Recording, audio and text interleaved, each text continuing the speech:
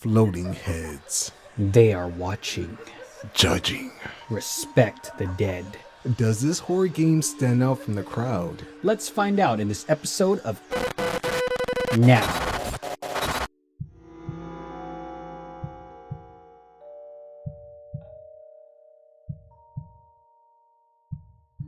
Okay, Tubby, what do you think about Pamali? So far, we browsed the Kickstarter page a little bit. What are your initial thoughts on, the thing that we just read and also just the overall video you've seen?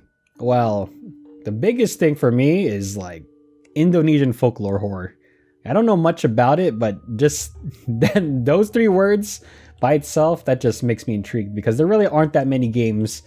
At least I can't think of any off the top of my head that really focus on the Indonesian folklore type of horror. And from the way the developers are describing it, it's a really interesting fact that for Indonesian culture, their horror comes straight from what they say. It was something like daily repeated activities, yes. With people, right? Yeah. Yeah. So I'm really curious to see how they would portray horror in this type of style of game. Because nowadays, when you think of horror games, a lot of it's just like cheap jump scares, not really a good story, and that's basically how they get you. But I'm really curious to see how their take is gonna, or I'm really curious to see how this studio is going to portray horror in their own type of style. Yeah, for myself, I honestly, like me and Tubby, we haven't played horror games in such a long time. A really long time. Like the actual true horror game I ever played was Fatal Frame. That was so long ago. And I'm not sure about you, Tubby, but this Eternal Darkness. yeah. Oh my God, really? Oh geez. Yeah, that was such a long time ago. So yeah, as people giving our opinion on this, I guess you can say we're not totally familiar with how most of the current horror is these days, besides jump scares. That seems to be a problematic thing, and this game is focusing more on the atmosphere and the ways that you actually go about daily life, which is interesting, and the things that you interact with will actually change things in the story. How much will it change? That is a very important question of how does it just give the illusion of change like many other games, or does doing something slightly different actually make something else appear, or does it change up something that happens in the story? These are things that really need to be talked about, and there is a demo that I'll maybe cover. But I don't know, man. Horror games, I don't like horror games. Man, yeah, I rarely play horror games, but the really cool thing about this horror game is that instead of focusing on one overarching story, it actually focuses on 4 different stories, and each of these stories actually cover a different scenario or a different actual story pertaining to Indonesian culture.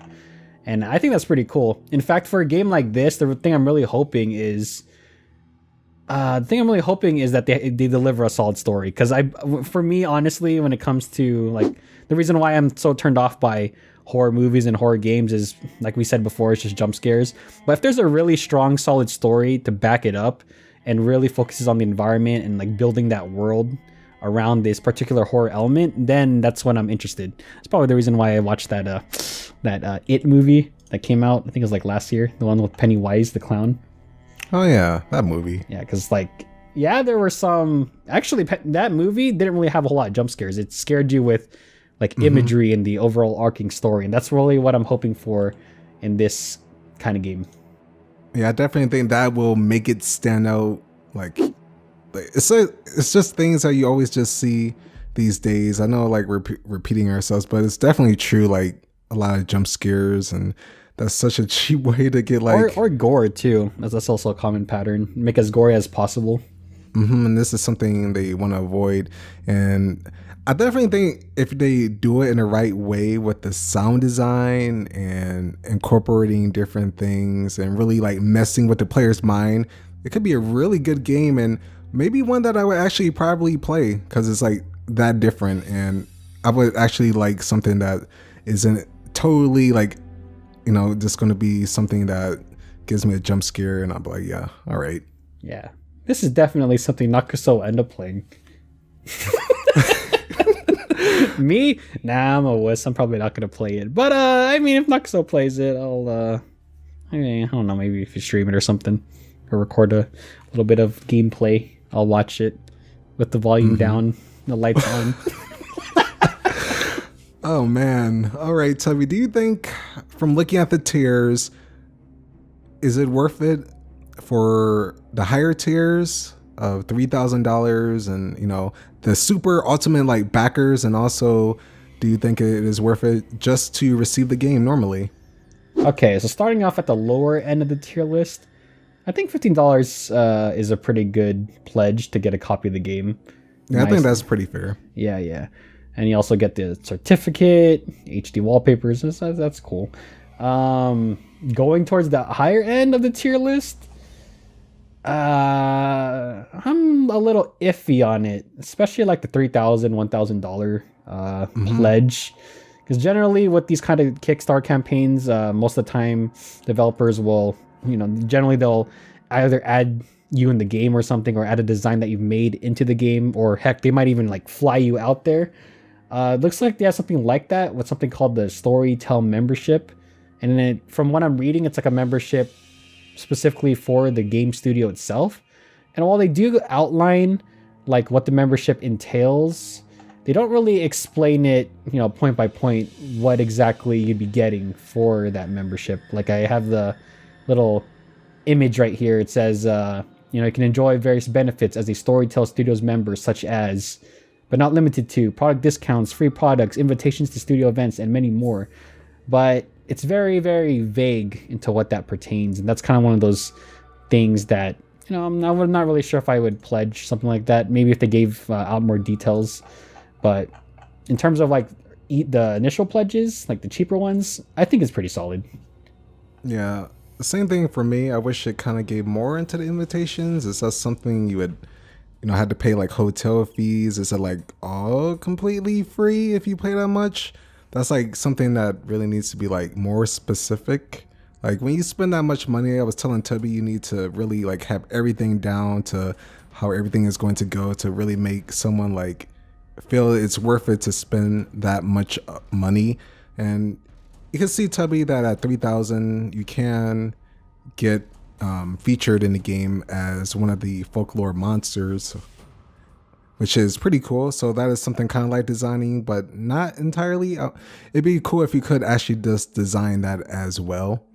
I think that the Tayul, I think that's based off of, I think that is a is that a creature? Yeah, it is a creature. Mm-hmm.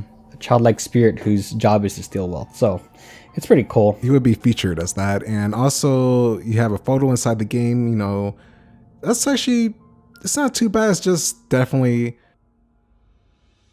the membership thing, like Tubby said, is like the thing that really needs to be fleshed out more. Yeah. Everything else, though, it's pretty solid. Pretty good stuff. All right. So what are your final thoughts on the game? Is this something you think people should pledge for? It's at $4,223 of $18,000. Do you think it will reach its goal in 22 days? Let's see. 22 days to go. I think it's very possible, actually, because if we do 5,000 for every 10 days, I don't know. I feel like it's going to be close by the end of its goal, and I feel like people should, especially if you're into horror games, you should definitely consider pledging into this, because it looks like they're really trying a lot of different things with this horror game, like the fact that all the different outcomes can occur based on your actions on the game. I know that a lot of companies like to advertise that, but it really seems like they're really putting in some good thought of how it'll actually play out. And the reason why I'm so confident in this is the fact that since the game is separated into 4 individual stories, they can really fine-tune each of the stories to make it special and unique in its own individual way, which is really good. So if they do decide to do the branching paths in terms of your choices, it'll be really isolated because they're all different stories. And I feel like developers have a lot of more leeway and, room to work with in terms of really making sure the players' choices impact the game. I agree with Tubby, everything he said. He pretty much said everything that I was thinking. And hopefully Storytel Studios that you get your game on, pledged all the way up to the goal. I guess we'll see what happens in the future, but we both wish you the best of luck. Question of the day. What is the scariest horror game you've ever played? Let us know in the comment section below. If you want to learn more about Pamali, support it, or to ask the developer questions, then check out the links in the description below. And if you want to discover something new, then take a look at my Kickstarter playlist featuring games we covered over the course of July. Thank you for watching, and we'll catch you guys in the next video.